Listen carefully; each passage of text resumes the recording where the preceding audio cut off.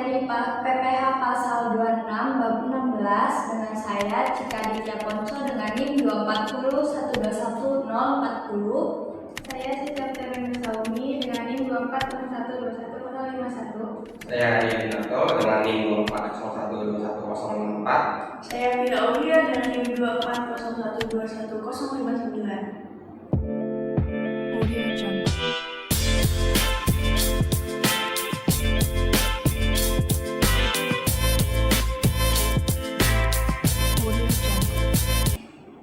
Teman-teman, kita kan sekarang ada tugas perpajakan nih tentang PPH pasal 26 bab 19. Gimana kalau kita bahas ini sambil ngobrol santai aja supaya bisa lebih paham? Boleh sih, boleh. Aku juga jujur sama materi ini agak bingung. Iya, aku juga cuma ingatnya bagian luar negerinya doang tuh. Nah, berarti pas banget nih.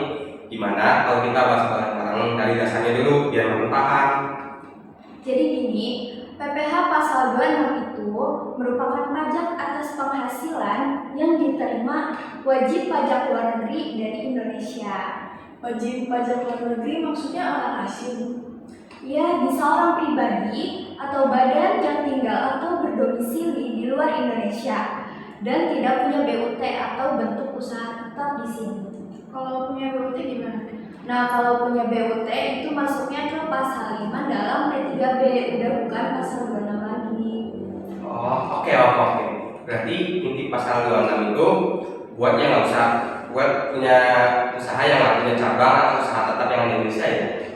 Berarti yang penting penghasilannya dari Indonesia bukan dari luar negeri gitu. Iya, betul banget. Jadi walaupun orangnya itu di luar negeri, selama dia dapat penghasilan dari Indonesia tetap kena pajak di sini. Contohnya tuh gimana sih? Contohnya tuh ada YouTuber luar negeri, terus dibayar oleh brand yang ada di Indonesia. Terus contoh lagi tuh ada perusahaan Indonesia yang bayar royalti ke luar negeri. Terus contoh ketiganya itu ada investor luar negeri yang dapat dividen dari perusahaan Indonesia. Oh, jadi intinya prinsipnya tentang penghasilannya dari Indonesia ya, bukan yang dari luar negeri atau lokasi orangnya ada di mana gitu. Iya betul, itu konsep pentingnya. Nah, sekarang kita bahas objek pajaknya ya. Ini penting banget. Yang termasuk objek PPH pasal 26 itu ada dividen, ada bunga, ada royalti, ada sewa, ada imbalan jasa, ada hadiah, juga penghargaan. Berarti bidang jasa sendiri itu kena. Iya, misalnya perusahaan Indonesia bayar jasa konsultasi luar negeri. Contohnya perusahaan yang di Indonesia itu bayar jasa freelance yang ada di luar negeri kayak di Australia, Malaysia atau yang lainnya. Itu bakal kena PPH pasal 26. Berarti hampir semua transaksi luar negeri itu kena ya? Iya betul, selama penghasilannya itu dari Indonesia. Kira-kira tarif pajaknya itu berapa sih? Kalau buat tarif pajak PPH pasal 26 itu secara umum 20% dari jumlah bruto yang dipotong dari penghasilan kayak dari dividen, dari bunga, dari royalti, sewa, jasa yang diterima wajib pajak luar negeri atau orang pribadi maupun badan. Tapi penting nih, tarif 20% ini bisa lebih rendah kalau ada perjanjian penghindaran pajak atau sebutnya P3B. Kenapa sih bisa lebih kecil kayak gitu? Soalnya Indonesia itu punya perjanjian sama beberapa negara supaya nggak bayar pajaknya itu double. Coba dong jelasin P3B itu apa sih secara singkat aja, soalnya aku kurang paham nih sama itu. Jadi P3B itu perjanjian kedua negara untuk menghindari pajak berganda sama biar tarifnya rendah aja sih. Iya betul, misalnya tarif normalnya itu 20%. Nah kalau ada P3B itu tarifnya bisa jadi 10 atau 15%. Nah, biasanya buat dapat tarif lebih rendah itu harus ada surat keterangan domisili setempat. Ya aku kasih contoh ya biar kalian makin paham. Kali ini aku kasih contohnya itu tanpa P3B. Jadi misal perusahaan Indonesia mau membayar royalti ke perusahaan Jepang sebesar 100 juta rupiah. Nah cara hitungnya itu tinggal 20% dikali Nah, jadi hasilnya itu 20 juta. Berarti Jepang cuma nerimanya 80 juta itu. Betul, karena dipotong di Indonesia. Aku kasih contoh lagi ya, pakai P3B. Tarif P3B-nya itu 10%. Jadi 10% dikali 100 juta. Jadi pajaknya itu sekitar 10 juta. Lumayan jauh juga ya bedanya. Makanya P3B itu penting banget. Oh iya, di pasal 26 ini tuh kayak siapa sih yang memotong pajaknya?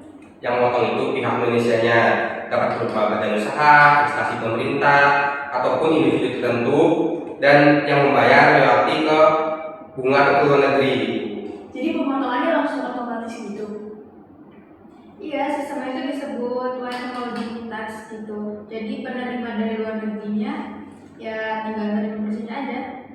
Iya, PPh 26 ini juga sifatnya final, artinya pajaknya itu udah selesai, nggak ada perhitungan lain lagi. Tapi perlu dicatat ya, ada kondisi-kondisi tertentu. PPh 26 ini tidak final.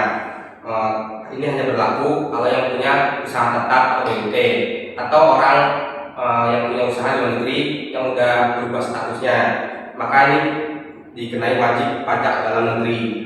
Aku juga kurang paham nih perbedaan pasal 23 sama pasal 26, soalnya kan itu mirip ya. Gampang banget kok bedainnya.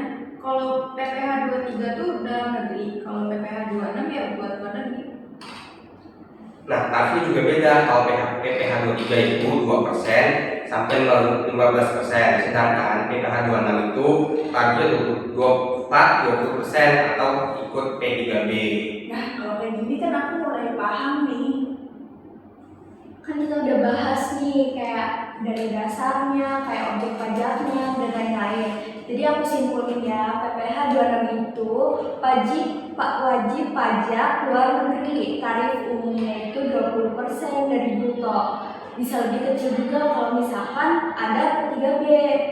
Nah, dipotongnya itu oleh pihak Indonesianya dan sifatnya itu final, artinya udah berhenti di situ aja, tapi bisa juga tidak final dengan beberapa kriteria tertentu.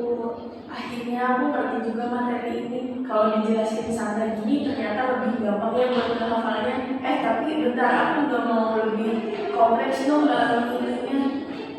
Oke, kita bahas pelan-pelan ya. Sebenarnya rumusnya itu simpel banget. Rumus PPh 26 tuh, yaitu tarif dikali jumlah bruto. Jumlah bruto berarti itu masuknya ke pembayaran sebelum dipotong pajak atau kayak gimana sih? Iya, misalnya kamu ada bayar jasa ke luar negeri 50 juta, ya itu yang dipotong ya, yang dari dasar hitung ya, tarifnya 2%. Sekarang aku baru benar-benar ngerti sih tentang cara ngitungnya juga. Intinya sih sebelum hitung itu jangan lupa ya, pasti ada brutonya. Dan lihat dulu ada P3B-nya atau enggak. Kalau udah ngerti gini, perhitungannya pasal 26 ternyata asik ya. Iya, kita kan udah bahas dasar-dasarnya nih. Biar lebih mendalam, itu pelajari lagi soal-soal tentang PPh 26 biar lebih mendalam pahamnya tuh. Gak kerasa ya teman-teman, udah sore aja. Gimana kalau kita lanjut belajar besok aja? Boleh banget nih, kita juga kan udah bahas nih tentang PPh pasal 26, jadi kita bisa lebih paham buat nanti UTS-nya. Jadi gimana kalau kita cari hari lain buat belajar bareng lagi? Boleh Boleh. sih, aku setuju. Oke. Sekian dari kelompok kami, kurang lebihnya mohon maaf. Wassalamualaikum